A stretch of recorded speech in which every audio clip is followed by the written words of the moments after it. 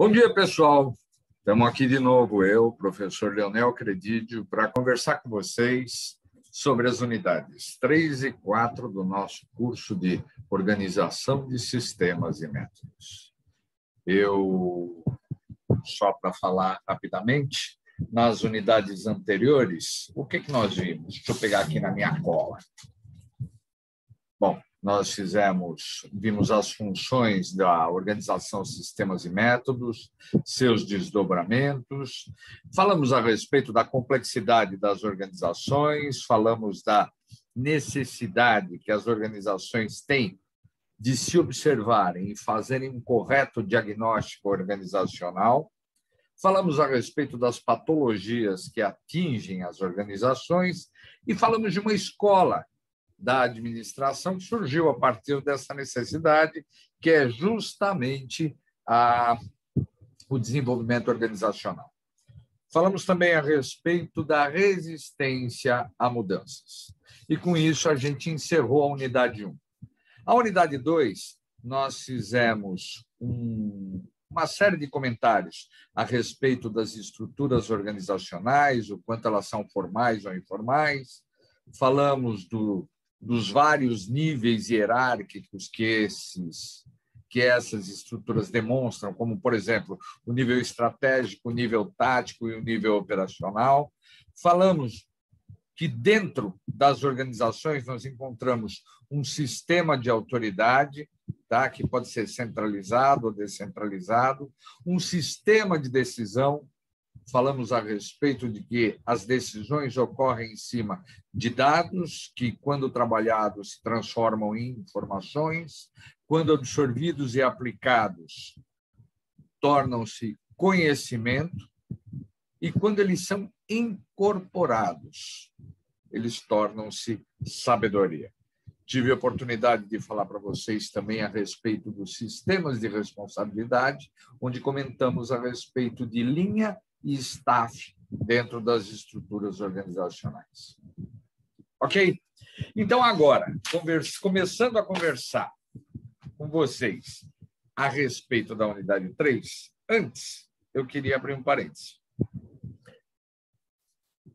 Um psicólogo, que é muito mais conhecido de todos nós por causa da sua teoria das necessidades adquiridas, um cara chamado David McClelland.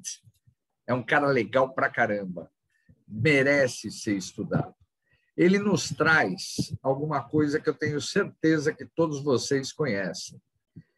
Tal do chá. Conhecimento, habilidade e atitude. Que nós podemos dizer que o tal do chá é a nossa principal definição de competência. Então, o que é a competência? A competência é um conjunto de conhecimentos, habilidades e atitudes. Tá bom? Para um profissional de gestão, algumas habilidades, alguns conhecimentos e algumas atitudes são imprescindíveis. Então, se nós afunilarmos essas competências em direção à organização, sistemas e métodos, nós vamos precisar desenvolver alguns conhecimentos, algumas habilidades e algumas atitudes. Tá? Falando de conhecimento, eu diria para vocês que o hard skill, como o pessoal costuma dizer por aí, essas hard skills, elas fazem parte daquele rol de conhecimentos técnicos, de conhecimentos que vão para um plano quase não, com certeza cartesiano. Quando a gente mergulha em dados concretos ou concretiza aquilo que é abstrato. Tá? Podemos partir também para algumas colocações que são um pouco mais subjetivas a respeito das habilidades. Como, por exemplo, eu tenho que desenvolver a minha liderança. Eu tenho que desenvolver a minha disciplina. E a minha atitude com relação ao trabalho a ser feito, com relação ao que eu preciso desenvolver em mim, ao que eu preciso mudar em mim, tá? Também ajuda bastante. Então, eu diria para vocês que vale a pena fazer uma reflexão em qualquer área de atuação. Mas, quando nós vamos ter um trabalho ligado à organização, sistemas e métodos, planejamento, disciplina, liderança, são fundamentais. Tá legal? Então, vamos lá. Se eu for montar uma estratégia para planejar e implantar novos métodos administrativos, obviamente, eu preciso ter uma sequência de ações muito bem definida. E essa sequência de ações, eu diria para vocês que ela começa num levantamento de dados. Tá? Esse levantamento de dados ele pode ser feito de qualquer forma cientificamente aceita. Então, por exemplo, entrevista é cientificamente aceito? É cientificamente aceito. Uma entrevista é uma forma de coleta de dados. Essa entrevista pode ser estruturada ou não. Uma entrevista estruturada é aquela onde você recebe, ou onde você vai fazendo as suas perguntas, vai encaminhando com um roteiro definido. E uma entrevista não estruturada é aquela onde os fatos, os relatos, as situações são contadas de uma forma bastante solta, como se fosse uma conversa. Porém, essa solta que eu coloquei, ela te leva a construir um caminho. Guarda essa palavra. Nós podemos enviar para todos os interessados questionários, para todos aqueles que estão envolvidos na área que será foco de um novo método administrativo, nós podemos, para levantar a situação presente, mandar um questionário. As pessoas respondem e, com isso, você vai ter uma série de informações extremamente úteis para começar a trabalhar. Você pode consultar documentos que a própria organização foi colecionando ao longo do tempo e que te dão um retrato de como está a situação num determinado momento. E eu colocaria também a observação. Eu acho muito interessante. É quando o profissional que vai fazer a coleta dos dados não intervém no cotidiano da área foco e consegue ir captando os dados por aquilo que ele percebe. Tá? Vejam só como é importante uma boa formação desse profissional. Como é muito importante, além daquela formação acadêmica, técnica, que todo mundo tem, uma formação voltada para o negócio em si. Por quê? Algumas coisas não são colocadas explicitamente, porém podem ser fundamentais no desenvolvimento desse trabalho um pouco mais para frente. Tá ok? Então, eu diria para vocês que existe, sim, uma série de atitudes positivas a serem tomadas que estão lastreadas por habilidades e conhecimentos muito bem desenvolvidos até o momento de tomar à frente essas situações todas. Tá? Então, nós já temos os dados levantados. Vamos agora para a análise. A análise ela é toda feita com base no método. Tá? E um método proposto, que nós vamos nos ater aqui, inclusive faz parte do material que vocês têm aí nos e-books, são os nossos famosos fluxogramas. E o que é o fluxograma? É um conjunto de símbolos que desenha para nós, o que muito provavelmente vocês já devem ter visto em alguma outra disciplina, um mapa mental. Ou seja, é uma forma de pensar colocada no papel. Se nós tivermos algumas atitudes definidas, nós podemos, sim, descrever, por exemplo, como você faz o café de manhã, teu café de manhã, levando em consideração que não tem ninguém que faça para você. Tá bom? Então, o que nós podemos usar para desenhar esses mapas? Eu separei aqui algumas figuras que eu vou mostrar para vocês agora. Espero que vocês estejam vendo. Estou tentando abrir aqui. Vai abrir. Abriu. Que beleza. Essa figura representa um início e pode representar o fim também. Depende do autor do desenho, do autor do fluxo de trabalho que está querendo ser descrito.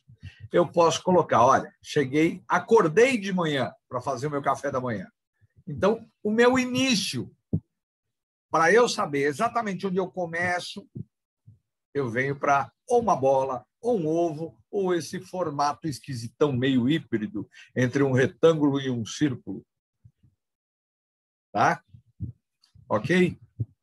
Então, isso aqui representa início. E uma novidade, representa fim também. Então, toda vez que eu quiser desenhar um fluxo, eu começo com isso e termino com isso.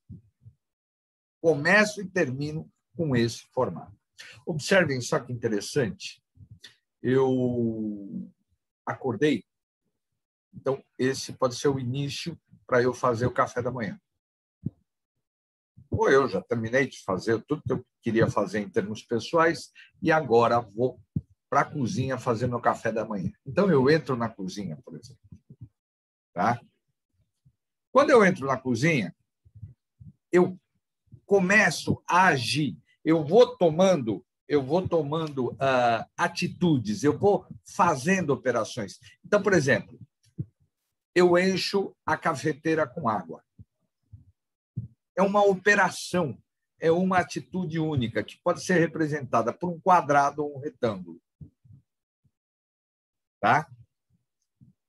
Então, eu encho a cafeteira com água, daí eu vou até a despensa, pego o pote de café, coloco o café na cafeteira e ligo a cafeteira.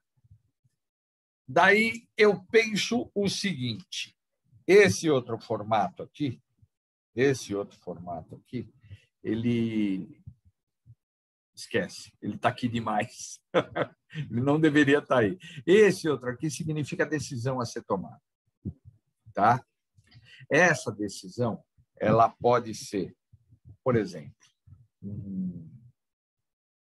eu vou comer alguma coisa ou só vou tomar meu café? Se eu não for comer mais nada, então eu vou para o armário pegar uma xícara onde eu vou tomar café. Depois eu me sirvo e termina. Acabou. Que beleza. Ou, se eu for comer alguma coisa, o que eu vou comer?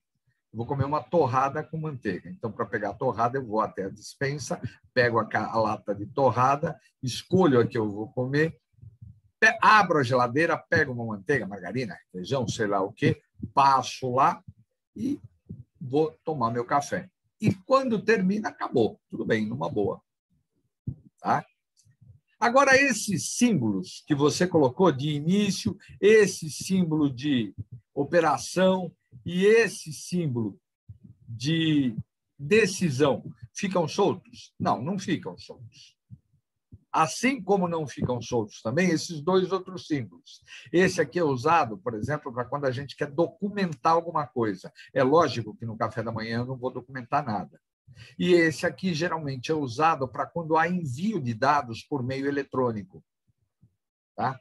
Não precisa se preocupar em escrever isso. Eu tenho certeza que quando vocês estiverem com os seus e-books na mão, vocês vão ver tudo isso com bastante tranquilidade. E, finalmente, gente, nós vamos ter que ter um sentido nesse trabalho todo, nesse fluxo de ideias. Tá? E esse sentido é determinado por setas que vão ligando cada uma das partes. Tá? Quer ter só uma ideia? Imagina só, quando você chega no posto de gasolina, você entra no posto, Você escolhe a bomba, o frentista te recebe, o frentista te abastece, o frentista oferece outros produtos. A própria bomba gera dados para que vão ser usados para você cobrar, inclusive. Tá? Aí o atendimento é finalizado? Não, o atendimento não é finalizado porque o cliente vai para a loja. Tá? O cliente indo para a loja ou não, depois da loja ou logo depois da finalização, o cliente realiza o pagamento, gera-se a nota fiscal e acabou. Muito obrigado. Ai, como é simples? É bem simples. E praticamente aqueles símbolos que nós vimos estão aqui. As setas, os retângulos ou quadrados, os formatos de início e fim, a decisão. Poxa, que tranquilo. Deu para fazer fácil. Deu para fazer fácil. Mas há fluxos extremamente complexos. A mesma base conceitual, a mesma ciência que há em construir isso aqui, pode elaborar as mais complexas ideias. E para que serve o tal do fluxograma? Isso que está aí. O fluxograma serve para que nós tenhamos uma noção completa de uma ideia.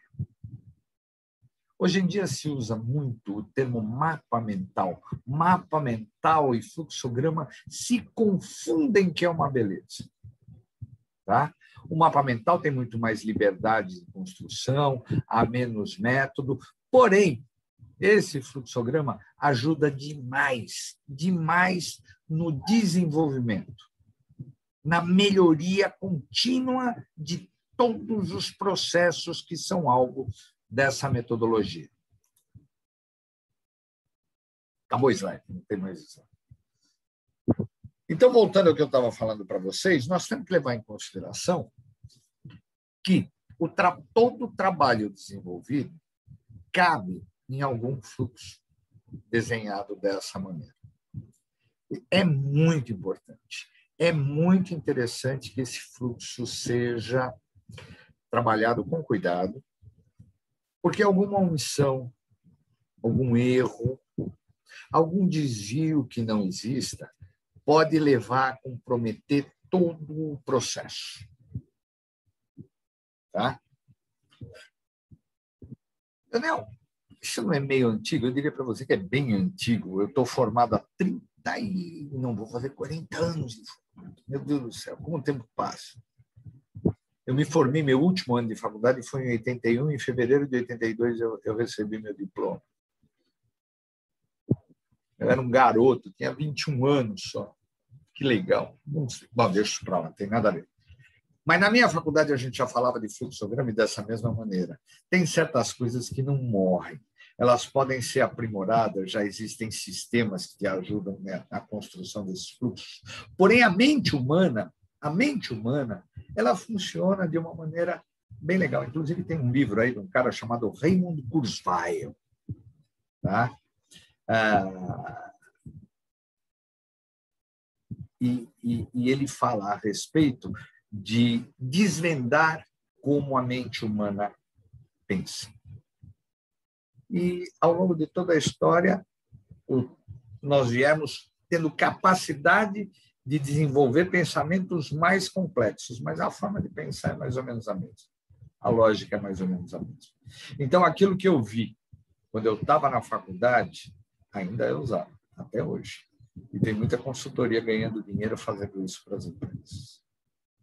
Escuta, agora me diga uma coisa, em uma empresa que não tem um departamento de recursos humanos, como a confecção do Zezinho, que trabalha ele, a esposa, 2 costureiras e uma auxiliar. Ele vende, a esposa administra as contas e tem uma pessoa de confiança que coordena aquele pessoalzinho lá na produção e as camisetas que ele faz, ele vai vender lá na Zé Avelino. Ele tem condição de contratar um profissional? Não, não tem. Não tem condição de contratar um profissional. Mas eu queria dar uma dica. Qualquer organização desse tamanho, por exemplo, pode procurar um Sebrae da vida e em busca de orientação. Como eu melhoro a minha produtividade? Como eu melhoro os meus métodos administrativos? Vou dizer mais uma coisa para vocês.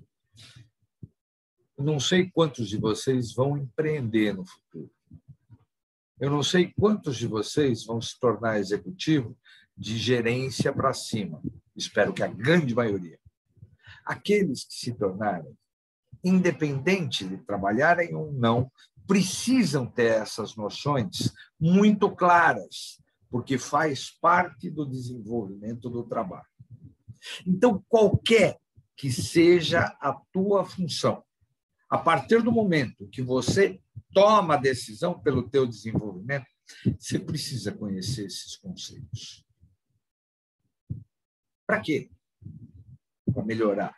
Melhoria contínua. Hoje se fala, já há muito tempo, desde a década de 70, desde o toyodismo, já se fala de melhoria contínua.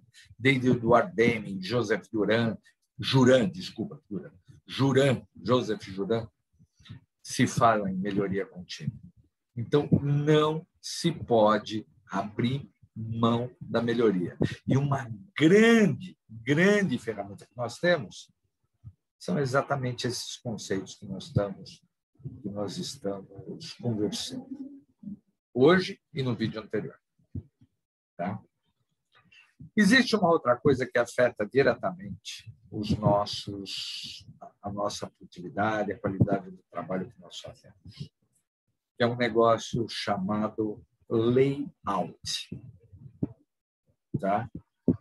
E o que é o layout? O layout é a possibilidade que a gente tem de colocar fisicamente um trabalho em algum lugar. É o ambiente, com todas as suas variáveis, tá? Para se colocar um trabalho. Às vezes as pessoas usam o termo layout, não vou dizer que erradamente, para definir a disposição de determinados equipamentos num espaço. Determinados utensílios num espaço. Vai muito além disso. Muito além. Além como? Bom, vamos lá. Imagina que você tem o Zezinho de novo, como teu amigo, e vai, como você já é um gestor formado, competente, ele vai pedir o teu auxílio, vai conversar com você a respeito das possibilidades que ele tem para melhorar, porque ele acha que o lugar onde ele está produzindo as camisetinhas dele atrapalha a produtividade. Se ele oferecesse um lugar melhor para trabalhar, as camisetinhas dele iam ter melhor qualidade, ele ia conseguir produzir mais camisetas. Tá? Então, o que tem aí? Você vai lá na fábrica dele, na linha de produção dele, você começa a fazer uma série de observações. Observações quanto a quê? Se é para falar de layout. Você começa a verificar o local, você começa a observar as dimensões, você começa a observar como é o fluxo de trabalho, você começa a perceber a temperatura, você começa a perceber iluminação, você começa a perceber as cores das paredes, do chão, das próprias mesas de trabalho. Tá? Então, todos esses fatores vão influenciar diretamente, e não é só o comportamento das pessoas, não. Isso começa a influenciar até o desempenho, por exemplo, de alguns maquinários. Se você tem um ambiente mais ou menos resfriado, o desempenho de um determinado maquinário pode mudar. Tá certo? Então, é bem interessante tudo isso. Nós não vamos abrir mão nunca dessas situações, de verificar esses detalhes. Então, layout é fundamental para o desenvolvimento do trabalho. Tá? Nessa unidade 3, nós conversamos a respeito da implantação, planejamento de novos métodos administrativos. Para isso, falamos a respeito dos fluxogramas. E falamos a respeito de layout. Aí vocês podem me perguntar, o layout não é muito industrial? Eu diria, não. Vocês não fazem ideia como o layout é importante. Importante para, por exemplo, um escritório, um ambiente de trabalho administrativo, por exemplo. Eu vou contar uma coisa para vocês. Eu, em 1900, Guaraná com rolha, faz bastante tempo já, quando eu assumi uma gerência geral de uma seguradora em São Paulo. Quando eu assumi a minha função, eu tinha algumas liberdades, tinha um orçamento determinado para fazer algumas mudanças que eu achava conveniente. E a primeira coisa que eu fiz foi alterar o layout de todos os departamentos que eles estavam sob minha responsabilidade. Lá se usava divisória para caramba. Então, eu ocupava 3 andares. Eu tinha, olha só que loucura, eu tinha 322 colaboradores sob minha responsabilidade. Esses 322, eles ficavam em um monte de baiazinhas, de salinhas, todo mundo separado. Eu acabei com aquilo. Então, eu pedi para o pessoal chegar lá num sábado e... pessoal não, para o pessoal dos serviços gerais, que nós íamos abrir todos aqueles ambientes. Inclusive, eu não tinha nem sala, eu ficava no meio do salão lá, junto com todo mundo. E todo mundo aberto. Qual era essa possibilidade? Era um trabalho absolutamente operacional de conferência de documentos, de concessão de benefícios. Era um trabalho burocrático chato. E aquele ambiente fechado inibia as pessoas. É lógico que eu não fiz isso de maneira louca, de maneira apressada. Houve estudo, houve uma série de opiniões a respeito, conversei com os meus superiores que eu estava a fim de fazer isso, e deu muito certo. Nós aumentamos a produtividade. Eu me lembro, nós tínhamos a capacidade de conceder, por exemplo, 164, me lembro dos números, 164 benefícios por dia.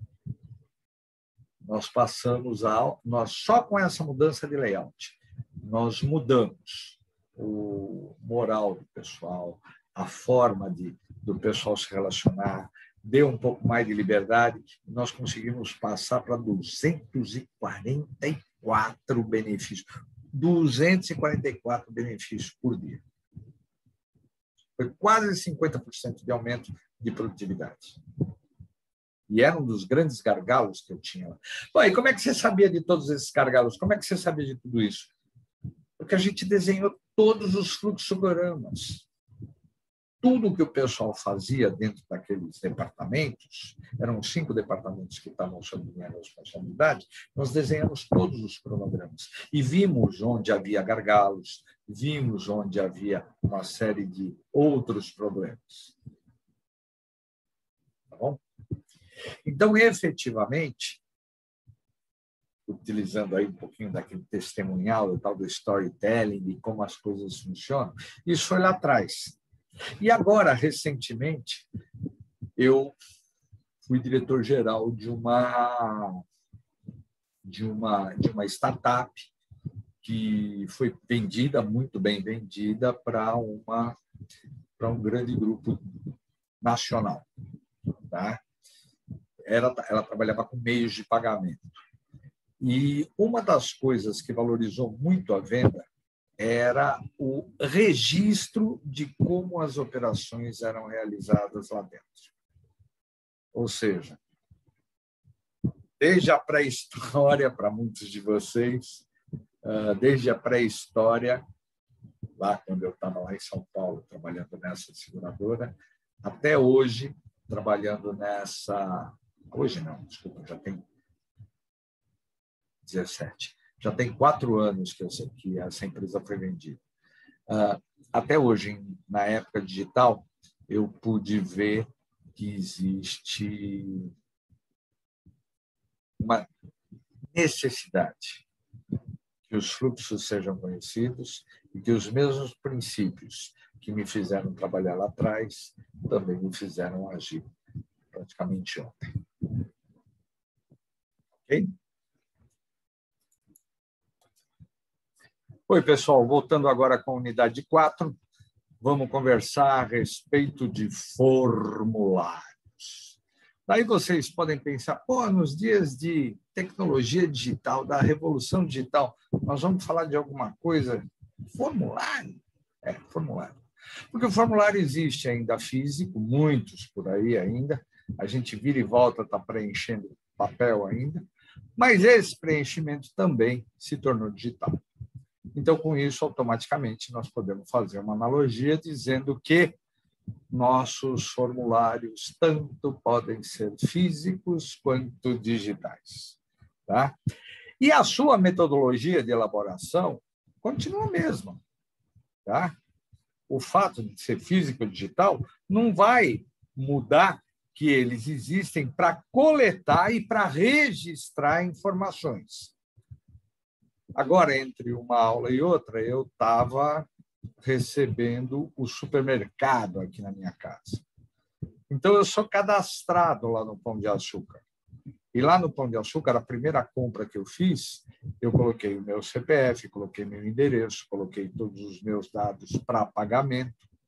Então, quando eu preciso, em dias de pandemia, eu entro num app, coloco lá, ele já me identifica, porque está saindo do meu celular, ele já sabe onde entregar, como vai ser o pagamento, e só me resta escolher os produtos que eu quero. Simples assim, graças a um formulário. Que legal, o formulário ainda existe. Existe. É burocrático? É, mas no bom sentido do burocrático.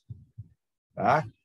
Existe um bom sentido, sim. A gente costumou associar a burocracia àquela papelada, aquele monte de carimbo, aquela coisa que não precisa, que é só para alguns ganharem. Mas eu diria para vocês que a burocracia também tem esse lado de transmitir segurança, de registrar o fato. Quantas vezes nós não precisamos de um comprovante de alguma coisa? Tá? Então, o que acontece? Formulário existe. Físico ou digital, não importa. Ele existe, está aí e é útil. E tem que saber como construir um formulário. Primeiramente, o formulário tem que te permitir o levantamento dos dados e, no próprio formulário, se for o caso, analisar esses dados. Para quem trabalha em banco, para quem trabalha com análise de crédito, tá? Sabe que, muitas vezes, no próprio formulário, principalmente os digitais atuais, quando você preenche aquela montoeira de dados, ele já te dá uma nota de crédito. E, muitas vezes, caso o gerente ou quem for aprovar tiver alçada, ele pode aumentar ou diminuir pela sua sensibilidade pessoal.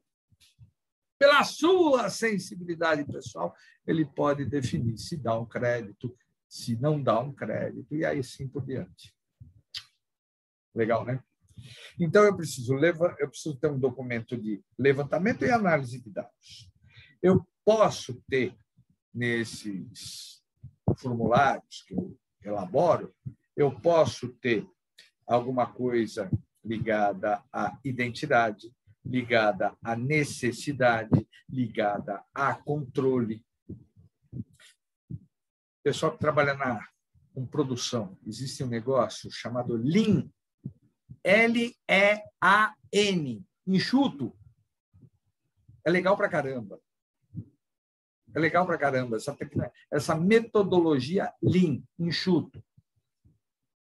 Nós podemos dizer que isso começou na Toyota, lá no Japão. A metodologia Lean, que trouxe para a gente conceitos como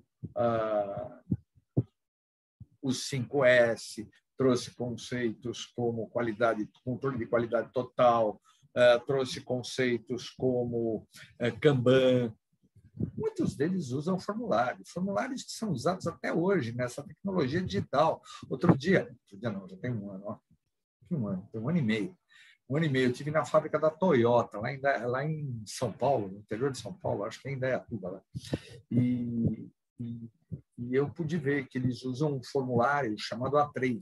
E o formulário chama A3 porque é um papel A3 que fica lá para o pessoal que controla a produção e para o pessoal que executa na linha de produção saber o que fazer, como fazer. É uma caramba. Tá? Então, formulário é um negócio que existe e está aí. Existem também, desde muito tempo, desde o tempo do Taylor, Frederick Winslow Taylor, um dos pais da administração, autor de 2 livros fundamentais. O primeiro, Administração das Oficinas, né? E o segundo, mais sofisticado, que a gente pode dizer que é a certidão de nascimento da administração, é um livro chamado Princípios de Administração Científica. Dentro desses princípios, uma das coisas que ele falava lá era... Ele sugeria métodos de análise, ferramentas de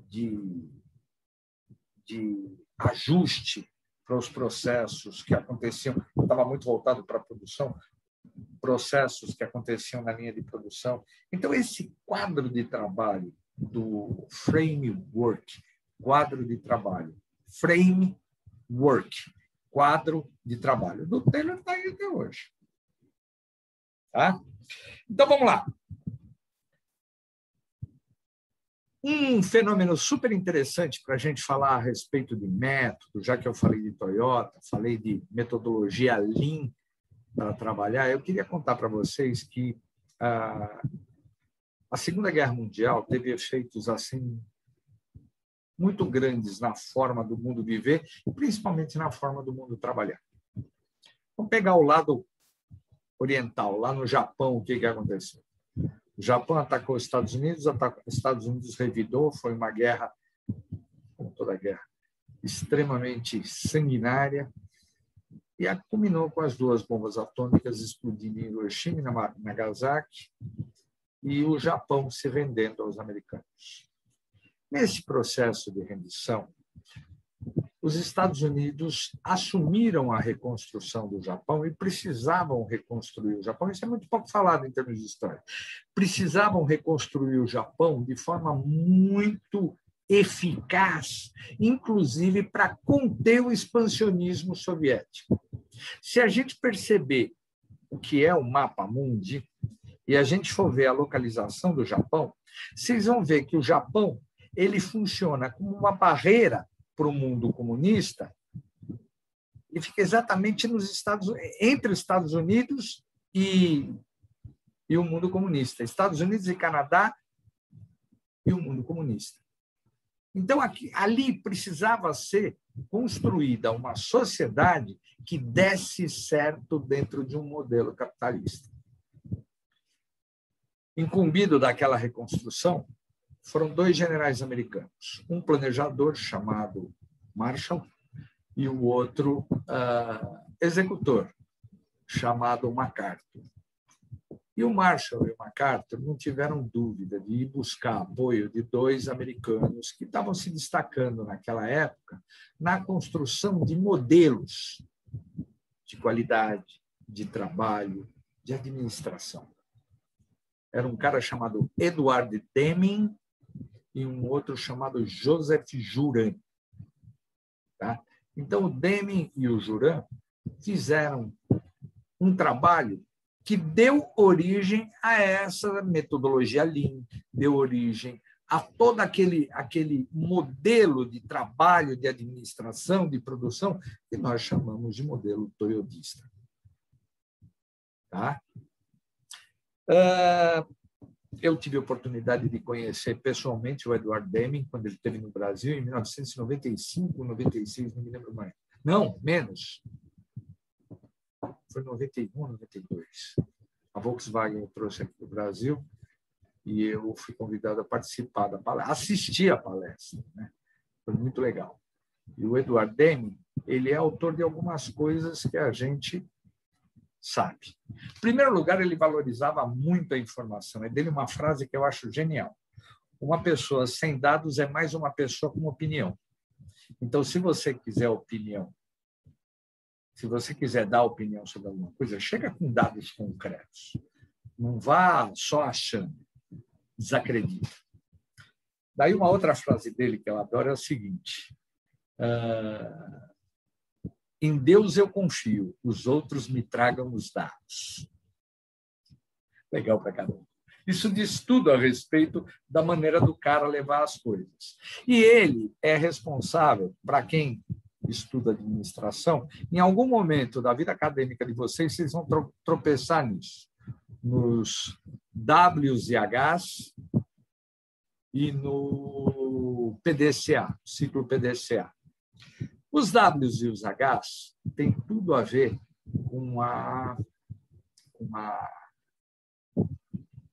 com o framework de trabalho. Tá? Porque ele pergunta e nós temos que responder. Antes de fazer um método, de responder uma pergunta, de tomar uma atitude, vamos responder as perguntas que nos são trazidas pelos 5 Ws e um H. Deixa lá de novo, no último slide, vai, só para mostrar para vocês. Share. E aqui eu share. E vamos lá, vamos ver o que acontece. Está meio devagar, mas vai dar certo. Tenho fé. Tenho fé. Deu. Então, vamos lá. Então, a primeira pergunta que eu tenho que fazer, what? O que eu preciso fazer? Vocês vão entender já já, porque Ws e Hs. O que eu preciso fazer? Quem eu vou mandar fazer? Para quem eu vou delegar? Lembra que nós falamos lá nas outras unidades anteriores a respeito de delegação, não é não? Onde eu vou fazer isso? Quando eu vou fazer isso? Por que eu vou fazer isso? Como eu vou fazer isso? E, finalmente, quanto custa eu fazer isso? Então, aqui estão 5 Ws e 2 Hs. Tá legal? E esse quanto é? Quanto custa? Quanto custa? Tá? Então, o Edward Deming ele vem com essa proposta que é um verdadeiro guia para todos nós que vamos trabalhar com essa obrigação de criar alternativas mais eficazes para os sistemas e métodos administrativos que estão vigorando. Tá bom? Ok? Então, foi o último slide, esse, prometo. Agora, é importante também que a gente fale que todos os trabalhos hoje, muito desse trabalho de organização, sistemas e métodos, ele está acontecendo dentro dos ERPs. ERP é Enterprise Resource Planning. O que é? É o plano interorganizacional, ou dentro da organização, de utilização desses recursos. E que, com o tempo, foi tendo uma tradução que, teoricamente, não tem nada a ver, que é Sistema Integrado de Gestão. Se vocês forem para uma empresa maior, vocês vão ver que elas têm um Sistema Integrado de Gestão. O Sistema Integrado de Gestão, imagina um supermercado, uma rede de supermercado, como essas várias que nós temos aqui. Cometa, São Luís, o Center Box, o Frangolândia, todos eles. Todas as boas redes de supermercado já têm um sistema que, quando ele compra alguma coisa para vender, o que o supermercado faz? Ele pega gêneros de primeira necessidade, ele compra e coloca à venda. Então, ele paga por isso e recebe por isso. Um sistema integrado de gestão, o que ele faz? Ele pega o que você comprou, a nota fiscal de entrada, dá entrada no teu estoque, já começa a trabalhar a tua parte fiscal, já coloca o valor desse pagamento na programação certa, já vê qual é a disponibilidade disso. Por outro lado, quando vende, emite a nota fiscal, faz a contrapartida da parte tributária, da baixa no estoque, ou seja, a empresa é totalmente controlada sem a necessidade de muitas pessoas. Eu me lembro que no meu primeiro emprego, eu comecei a fazer fluxo de caixa e trabalhava numa areazinha do planejamento daquela empresa, fazendo fluxo de caixa. Nós éramos 8 pessoas trabalhando ali. Nós estourávamos o horário quase todo dia, porque era muita coisa para ser feita. Tudo aquilo que nós fazíamos hoje é feito só numa planilha de Excel, em 2, 3 dias por mês. Desenvolvimento tecnológico. E as pessoas continuam trabalhando, não gerou tanto desemprego assim como os mais puristas. Então, quando nós falamos de formulário, quando nós falamos de sistema integrado de gestão, nós estamos falando de alguma coisa que tem o seu porquê, tem a sua essência ligada aos conhecimentos dessa área de organização sistemas. E para completar essa história, meu povo, eu gostaria de falar para vocês a respeito dos fatores críticos de sucesso que há dentro dessa área. O que é necessário a gente ter, a gente buscar, para que nós sejamos bem-sucedidos trabalhando com organização, sistemas e métodos? Ou, quando nos for necessário, fazer alguma entrega que leve no seu escopo todo o conhecimento necessário à organização, sistemas e métodos. Vamos começar com o envolvimento de todo mundo que vai trabalhar, desde quem vai construir até quem vai usar. E quem vai usar internamente, ele costuma ser chamado de cliente de um projeto. Tá? Ok? Vamos lembrar que é sempre importante, geralmente, são gerentes que vão tomar as providências sobre os métodos, sobre os sistemas, ou seja, que vão operar, que vão construir, que vão, tá? A decisão pode vir da diretoria, mas quem vai operar, quem vai construir, quem vai analisar, quem vai aprovar, são os gerentes. Agora, esses gerentes, para que sejam bem-sucedidos nas suas entregas, ou que aquilo que eles estão recebendo seja satisfatório, precisam obrigatoriamente cativar a sua diretoria, para que ela seja um apoio incondicional para esse trabalho. Bom, nós vamos ter que entender perfeitamente as necessidades. Existem até algumas metodologias que vão chamar essas necessidades de dores a serem sanadas. Nós vamos trabalhar com expectativas. E a nossa obrigação é tornar essas expectativas absolutamente realistas. Porque, de repente, o cara está esperando o Papai Noel com o seu trenó carregado de presente e vai ser um pouco difícil de chegar na vida real, né? Nós vamos ter que ter um planejamento muito adequado de tudo que nós vamos fazer, como vamos fazer. Respeita aqueles 5 Ws e 2 Hs. Nós vamos ter que ter marcos intermediários de entrega, um cronograma bem feito, com as partes bem definidas.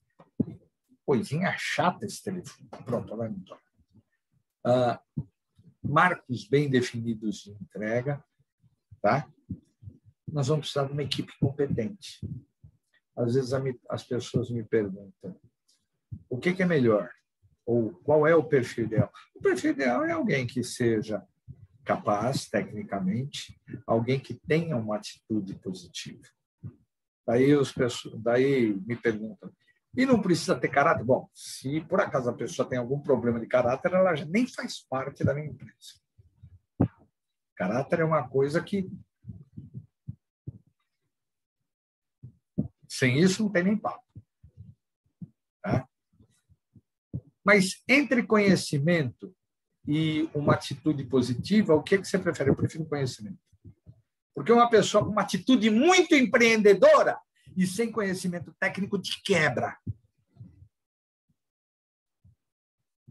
Tá bom? Pensa nisso. Eu preciso de uma infraestrutura adequada, eu preciso dos recursos físicos, materiais envolvidos muito bem definidos e que sejam cumpridos. Esse negócio de descumprir acordo no meio do jogo, mudar a regra no meio do jogo, é feio demais, acaba com a reputação. E, gente, eu vejo tanto isso por aí. É tão triste. Eu dou minha palavra de honra. Cada vez que isso acontece, meu coração fica partido. Porque muitas vezes essas regras são mudadas ou por falta de planejamento, é incompetência mesmo. Tá bom? Ok. Meus queridos, meu nome é professor... Não, meu nome é Leonel Credível, eu sou professor. O meu telefone é 859-9262-9966. Podem se comunicar comigo pelo WhatsApp, nesse número. O meu e-mail é leonel.credidio@professor.uniateneu.edu.br. Eu estou à disposição de todos vocês, para o que vocês precisarem. Vai ser uma honra atendê-los. E eu vou dizer sinceramente, sinto saudade da aula presencial, mas eu acho que as duas se completam. Como é importante essa modernização do ensino que nós estamos presenciando. Tá bom? Aproveitem esse momento para se formar, para se dedicar à aquisição de conhecimentos, desenvolvimento de habilidades e concentração em si mesmos para desenvolverem atitudes positivas diante de cada situação que a vida lhes impuser. Tá bom? Beijo grande para todo mundo, que Deus os abençoe e vamos em paz.